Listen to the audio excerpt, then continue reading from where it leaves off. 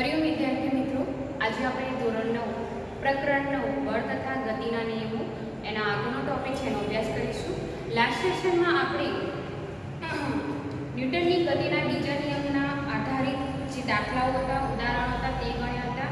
ત્યારબાદ ન્યૂટનની ગતિનો ત્રીજો નિયમ આપણે સમજી ગયા હતા. ન્યૂટનની ગતિનો ત્રીજો નિયમ એમાં શું હોય છે કે કોઈ વસ્તુ પર એટલે કે એક ક્રિયાબળ આપે ત્યારે એની સામે પ્રતિક્રિયાબળ લાગતું હોય છે. એટલે ક્રિયાબળ અને પ્રતિક્રિયાબળ બંને સમાન મૂલ્યના હોય છે, પરંતુ પરસ્પર વિરુદ્ધ દિશામાં હોય છે. એના ઉદાહરણ પણ આપણે સ્પષ્ટ કરી ગયા. આનું વિધાન થયું ન્યૂટનના ગતિના ત્રીજા નિયમનું વિધાન છે. ત્યારબાદ આપણે એને સ્પષ્ટ કરતા ઉદાહરણો પણ સમજી ગયા હતા. એમાં આપણે જે સ્પ્રિંગ બેલેન્સ વાળું ઉદાહરણ જોયું હતું કે બે સ્પ્રિંગ બેલેન્સ હોય, તમે એની એકને ખેંચ્યું તો બંને ઉપર તમે જોશો સ્પ્રિંગ કાંટા પર બંનેમાં મૂલ્યાંકન આંકડાનું જે મૂલ્ય હશે બંનેમાં સરખું બતાવતું હોય છે. દેટ મીન્સ કે એક સ્પ્રિંગ દ્વારા જ્યારે ક્રિયાબળ લાગે છે તો બીજી સ્પ્રિંગ દ્વારા પણ સામે પ્રતિક્રિયા પણ લાગે છે, પરંતુ ક્રિયાબળ ઉદાહરણ તરીકે અહીંયા આપણે બે સ્પ્રિંગ પેડ લગાવી હોય ત્યારે એક સ્પ્રિંગનું જ્યારે ક્રિયાબળ લગાવીને આપણે એક બાજુથી ખેંચીએ છીએ તો શું થાય છે, ક્રિયાબળ આ બાજુ લાગે છે. બરાબર, ધારો કે અહીંયા સ્પ્રિંગ બેલેન્સ મેં પકડી છે તો હું આ બાજુથી ખેંચી છું તો ક્રિયાબળ આ બાજુની દિશામાં લાગતું હોય છે, પ્રતિક્રિયાબળ બીજી સ્પ્રિંગ દ્વારા લાગતું હોય છે. પણ કયું, જ્યારે જે બીજી સ્પ્રિંગની આપણે દિવાલની સાથે જોઈન્ટ કરેલી છે એમાં પ્રતિક્રિયાબળ દિવાલ બાજુ લાગતું છે. એટલે ક્રિયાબળ અને પ્રતિક્રિયાબળ.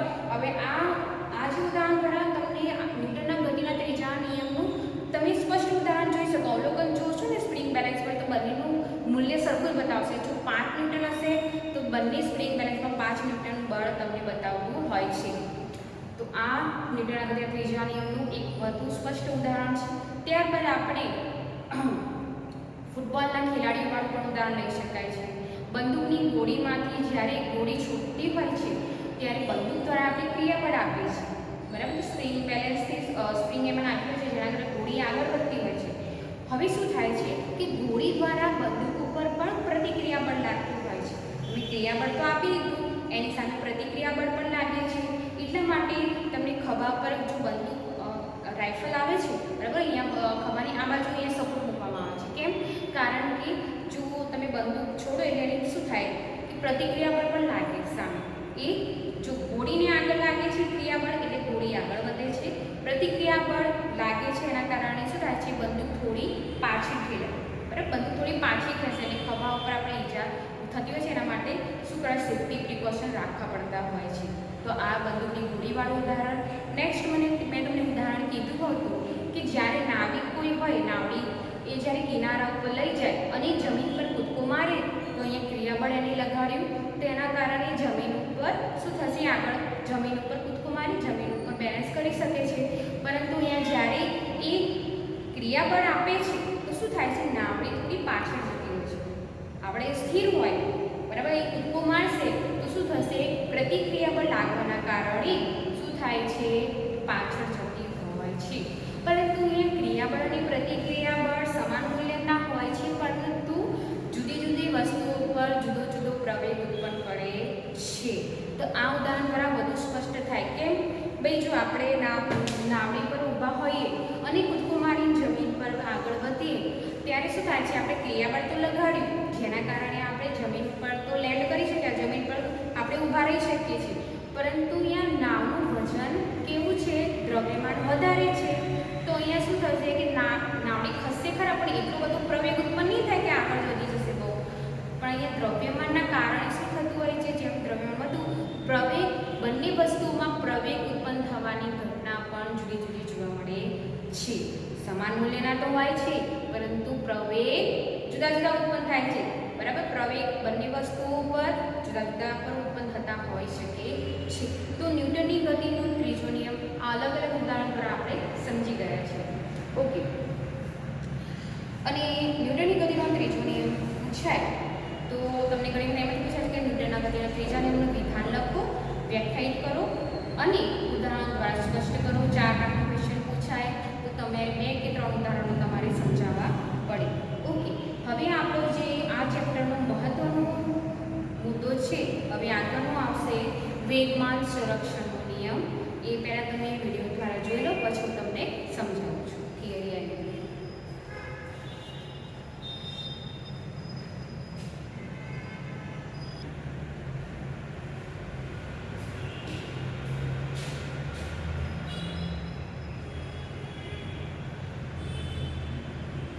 ધારો કે બે વસ્તુઓ જેવી કે બે દડા એ અને બી કે જેમના દળ અનુક્રમે MA અને MB છે, સુરેખ પથ પર એક જ દિશામાં અનુક્રમે UA અને UB જેટલા અલગ અલગ વેગથી ગતિ કરી રહ્યા છે.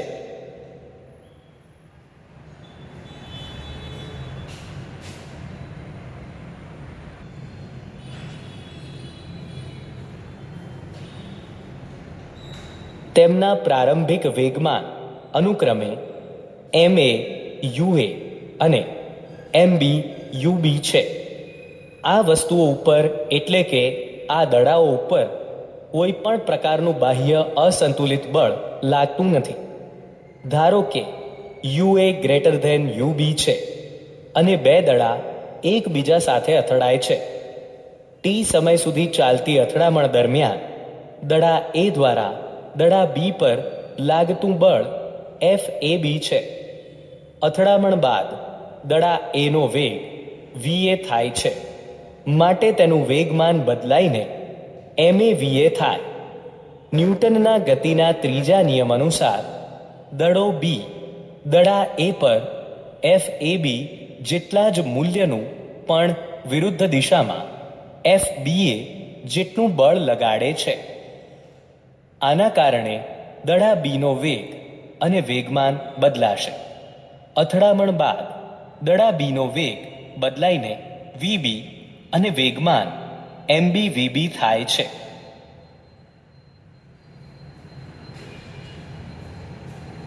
વિદ્યાર્થી મિત્રો, વેગમાન સંરક્ષણનો નિયમ છે એને વ્યાખ્યાયિત કરવા માટે અને સાબિત કરવા માટે આપણે એક આદર્શ પરિસ્થિતિનો વિચાર કરવાનો છે કે બે દડાઓ ધારી કે આપણી પાસે છે, દડો A અને દડો B, બરાબર. જેમના દળ અનુક્રમે ધારો કે દડો A છે એનું દળ MA છે, બરાબર.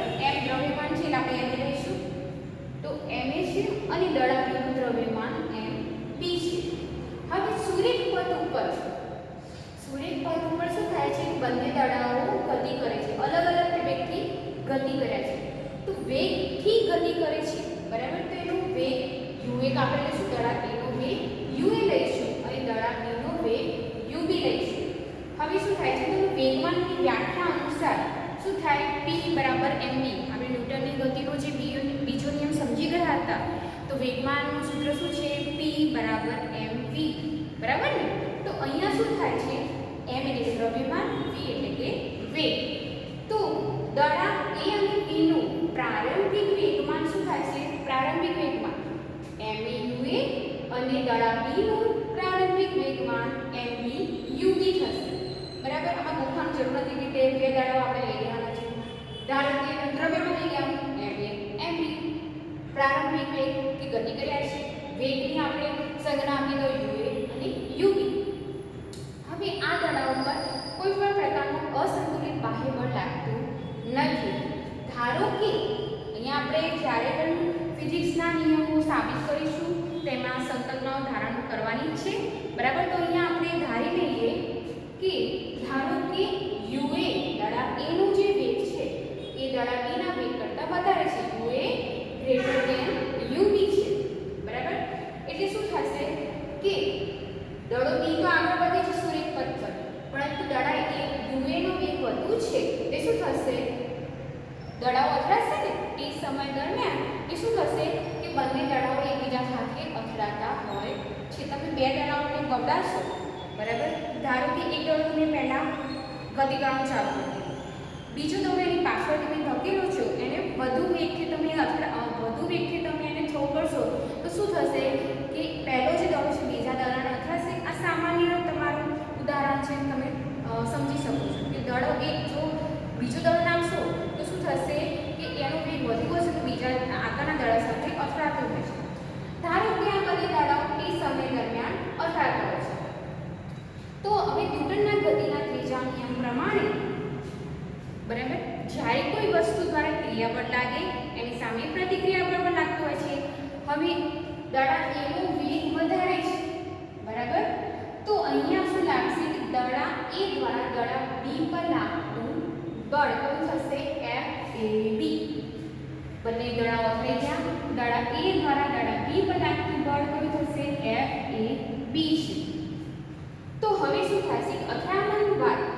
જ્યારે તમે આ ઉદાહરણ તમે ઘરે પણ કરી શકો. બે દડાને તમે અથડાયું, જ્યારે પ્રથમ દડો વેગથી ગતિ કરે છે, અથડામણ બાદ બંનેનો વેગ બદલાઈ જશે. કાં તો દિશા ફંટાઈ જશે, બરાબર. અહીંયા અસંતુલિત બાહ્ય બળ નથી લાગતું, પરંતુ આપણે આગળ સંકલ્પના ધારી છે કે એનો પ્રારંભિક વેગ દડા એનો વધુ છે. તો શું થશે? અથડામણ પછી એનો વેગ બદલાઈ જશે ને, કાં તો વધી જશે કાં તો ઓછો થઈ જશે. તો અથડામણ બાદ દડા એનો વેગ શું થશે?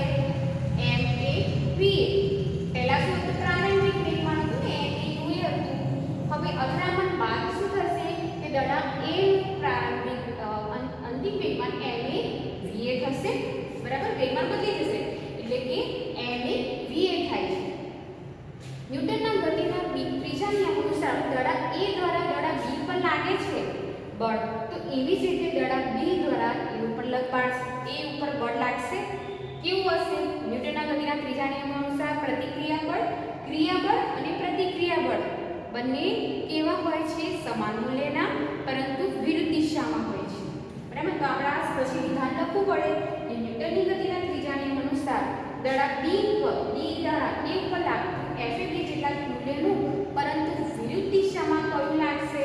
Fba. જો અહીંયા Fab બદલાયું, દડા a દ્વારા b પર લાગતું બળ. ન્યૂટનના ગતિના ત્રીજા નિયમ અનુસાર શું થશે કે દડો b પણ a ઉપર બળ લગાડશે, પ્રતિક્રિયા બળ. તે કયું છે? Fba છે. તેનું વેગમાન બદલાઈને કેટલું થઈ જશે? mv થઈ જશે. આટલું તમે સમજી ગયા? પહેલા આપણે શું કરવાનું છે? બે દડાનું દ્રવ્યમાન લેવાનું છે, પ્રારંભિક વેગમાન એ આપણે ધારી લઈએ. અથડામણ બાદ Fab Fba ક્રિયાબળ અને પ્રતિક્રિયાબળ લાગે છે પરસ્પર સમાન મૂલ્યના વિરુદ્ધ દિશામાં, તો વેગમાન બદલાઈ જશે. mava v માટે mvv થઈ જશે. ઓકે, તો આટલું તમે સ્પષ્ટ સમજી ગયા. હવે આપણે આગળ સમજી લઈએ.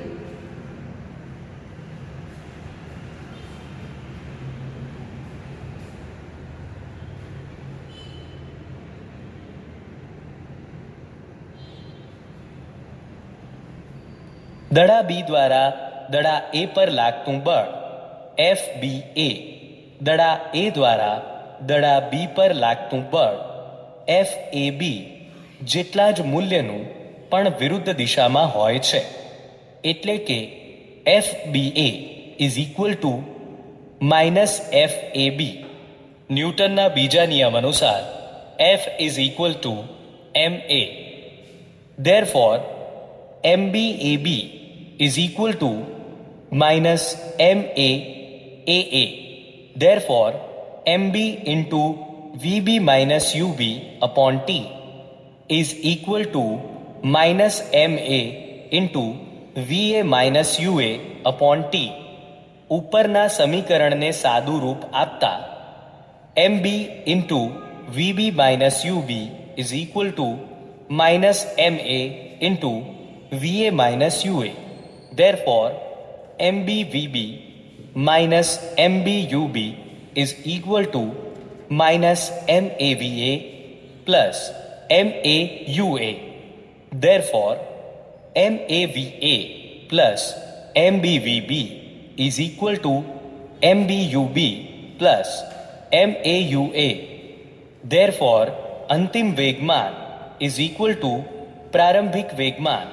આમ અથડામણ પહેલાનું કુલ વેગમાન MAUA પ્લસ MBUB, અથડામણ બાદના કુલ વેગમાન MAVA પ્લસ MBVB જેટલું હોય છે. આમ જ્યારે દડાઓ પર કોઈ બાહ્ય બળ લાગતું ના હોય ત્યારે તેમનું કુલ વેગમાન બદલાતું નથી, એટલે કે તેનું સંરક્ષણ થાય છે. આ આદર્શ સંઘાતના પ્રયોગના પરિણામ સ્વરૂપે આપણે કહી શકીએ કે જ્યારે બાહ્ય અસંતુલિત બળ લાગતું ના હોય ત્યારે બે વસ્તુઓના અથડામણ પહેલાંના વેગમાનોનો સરવાળો અથડામણ બાદના વેગમાનોના સરવાળા જેટલો જ થાય છે, જેને વેગમાન સંરક્ષણનો નિયમ કહે છે.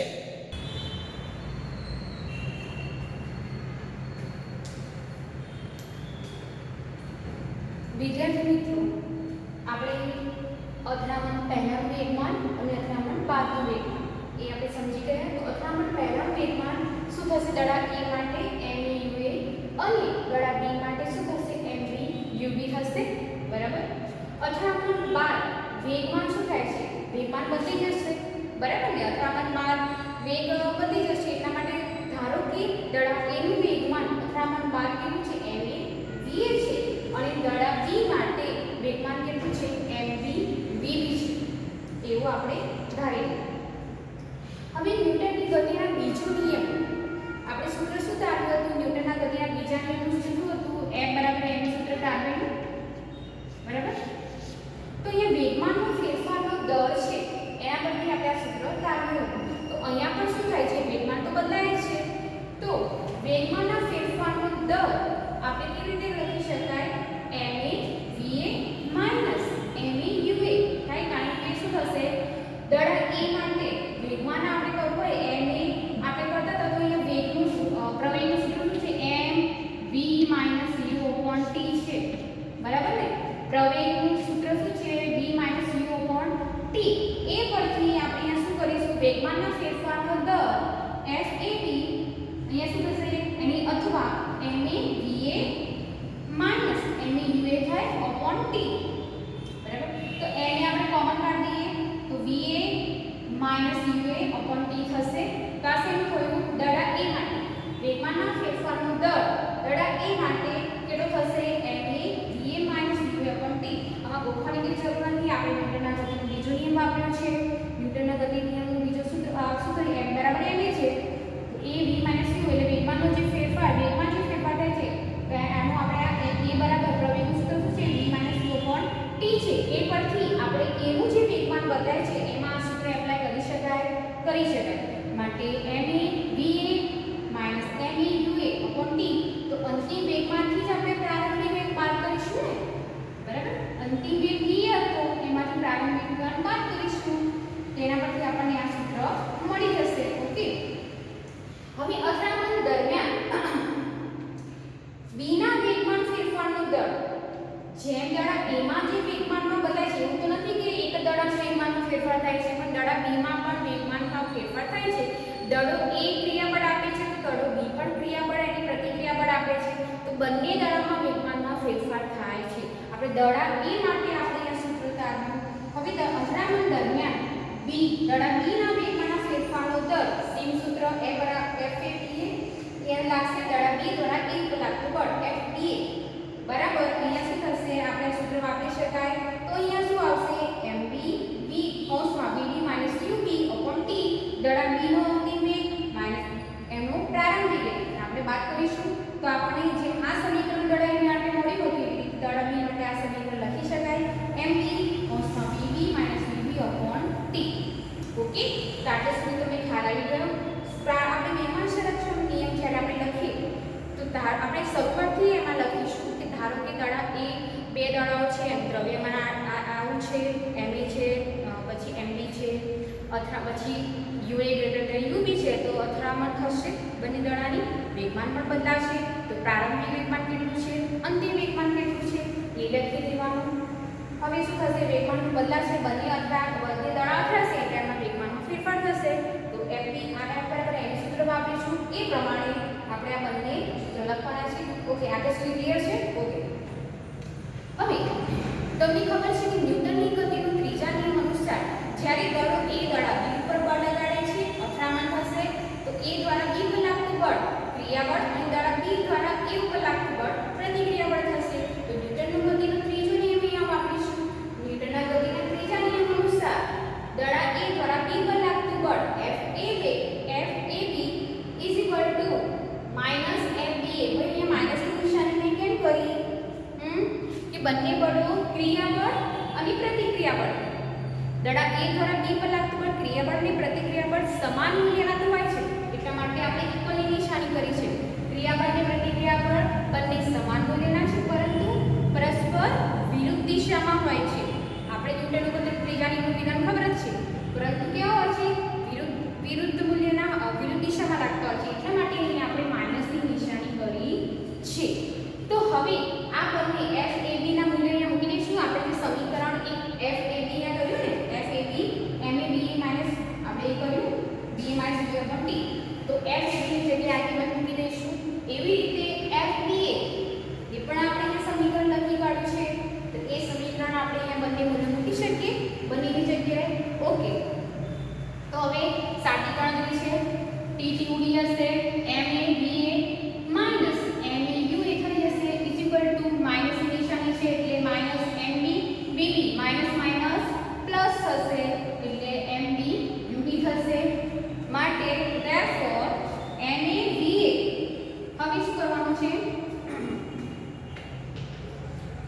M is VA, MB VB. અહીંયા લાવી દઈશું. આ જે MB VB છે માઈનસ છે આ બાજુ આવી જશે એટલે કે કઈ બાજુ આવશે? ડાબી બાજુ આવશે એટલે શું થઈ જશે? પ્લસ થઈ જશે. MA VA MB VB આ બાજુ લાવી દીધું પ્લસ MB VB. ઓકે, સાદી ગણતરી છે. ઇઝ ઇક્વલ ટુ શું કરવાનું છે? MA UA પેલી બાજુ જશે તો પ્લસ થઈ જશે અહીંયા, બરાબર? MA UA આ બાજુ જતા રહેશે એટલે શું થશે? MA UA પ્લસ થઈ જશે. MB UB તો છે પ્લસ MB UB. તો આ સમીકરણ આપણે ધાર્યું. તો આ સમીકરણનું વિધાન સ્વરૂપે કેવું હોય તો કેવી રીતે કહી શકાય? ભાઈ જે આપણે વેગમાન સંરક્ષણનો નિયમનું આપેલા ગાણિતિક સ્વરૂપ કહી શકાય. તો શું છે કે જ્યારે કોઈ વસ્તુની અથડામણ થાય ત્યારે અથડામણ બાદનું કુલ વેગમાન, અથડામણ બાદનું કુલ વેગમાન, અહીંયા શું કુલ વેગમાન છે ને? અથડામણ બાદ દડા A અને દડા B નું કુલ વેગમાન MA VA MB VB એ અથડામણ પહેલાના કુલ વેગમાન MA UA MB UB ના સરવાળા જેટલું હોય છે. કુલ અથડામણ બાદનું કુલ વેગમાનનો સરવાળો એ અથડામણ પહેલાના કુલ વેગમાનના સરવાળા બરાબર હોય છે. તો આ થયું વેગમાન સંરક્ષણનો નિયમ. એ આપણે અહીંયા ટાળ્યું. જ્યારે તમને વેગમાન સંરક્ષણ નિયમ પૂછે, આકૃતિ દડાની દોરવાની, FABB બતાવવાનું, FBA, પછી આ ગણતરી તમારે કરવાની છે. વેગમાન લખી કાઢ્યું, ન્યૂટનનો ગતિનો બીજો નિયમ આપણે એના ઉપરથી આ સમીકરણ બંને સમીકરણ કાઢીશું. પછી ન્યૂટનની ગતિનો ત્રીજો નિયમ આપણે યુઝ કરીશું. એના પરથી આ સમીકરણની ગણતરી કરવાની છે. ઘણા વિદ્યાર્થી મિત્રો આ ભૂલ કરતા જ હોય છે. આ જે -10માં છેલ્લું ભૂલ કરતા હોય છે ને એટલે આ જે છેલ્લું સમીકરણ યોગ્ય મળતું નથી હોતું. તમારે શું કરવાનું છે? માઈનસ આ બાજુ માઈનસ છે તો આ બાજુ જશે. કાં તો શું કરતા હોય છે વિદ્યાર્થી મિત્રો કે આ માઈનસ નિશાની મૂકવાનું ભૂલી જતા હોય છે અને ડાયરેક્ટ સમીકરણ લખો તો તમને આ સમીકરણ મળે નહીં. તમારે ન્યૂટનની ગતિનો ત્રીજો નિયમ પરસ્પર વિરુદ્ધ મૂલ્યના હોય છે એટલે માટે માઈનસ નિશાની આવશે. તો આપણે માઈનસ નિશાની કરવાની છે. ઘણા વિદ્યાર્થી મિત્રો આ નિશાની ભૂલી જતા હોય છે. એના કરતાં જે લાસ્ટ સમીકરણ તમને મળશે નહીં, તમે તારી નહીં શકો તો તમારો નિયમ એમાંથી અડધો માર્ક કપાઈ જશે, બરાબર? એટલા માટે આ નિશાની યાદ રાખવાની છે. પછી માઈનસ છે આ બાજુ જવાની, આ બાજુ માઈનસ આ બાજુ જવાની એટલે આપણને બંને બાજુ પ્લસ નિશાની મળી જશે. તો આ હતો વેગમાન સંરક્ષણનો નિયમ. એને આપણે બીજા વાક્યમાં લખવું હોય તો કેવી રીતે લખી શકાય કે બે વસ્તુઓના અથડામણ પહેલાના વેગમાનનો સરવાળો એ અથડામણ બાદના વેગમાનના સરવાળા બરાબર હોય છે, જેને વેગમાન સંરક્ષણનો નિયમ કહે છે. ગોખવાની જરૂર નથી. અથડામણ બાદનો કુલ વેગમાન સરવાળો, અથડામણ પહેલાનો વેગમાન સરવાળો એ સરખો હોય છે, બરાબર? એટલે કે અચળ રહે છે એવું પણ કહી શકાય. બીજી રીતે કેવું હોય તો શું કહી શકાય? અથડામણની ઘટનામાં બે વસ્તુઓનું કુલ વેગમાન અચળ રહે છે એ પણ તમે લખી શકો. અથવા તેનું સંરક્ષણ થાય છે. તે અથડામણ દરમિયાન શું થાય છે? બે વસ્તુઓનું કુલ વેગમાન અચળ રહે છે એટલે કે તેનું સંરક્ષણ થાય છે. એટલા માટે આ નિયમને વેગમાન સંરક્ષણનો નિયમ કહે છે. સંરક્ષાય છે, અચળ રહે છે. અહીંયા કંઈ બદલાયું નહીં ભાઈ, કુલ વેગમાનનો સરવાળો અચળ રહે. તો આ હતો વેગમાન સંરક્ષણનો નિયમ. મોસ્ટ ડાયનેમિક ક્વેશ્ચન છે, પૂછાતો જ હોય છે ઘણી બધી ક્વેશ્ચન એક્ઝામમાં, બરાબર? આપણે મેં તમને સરળ રીતે સમજાવ્યું છે જેથી તમને યાદ રહે.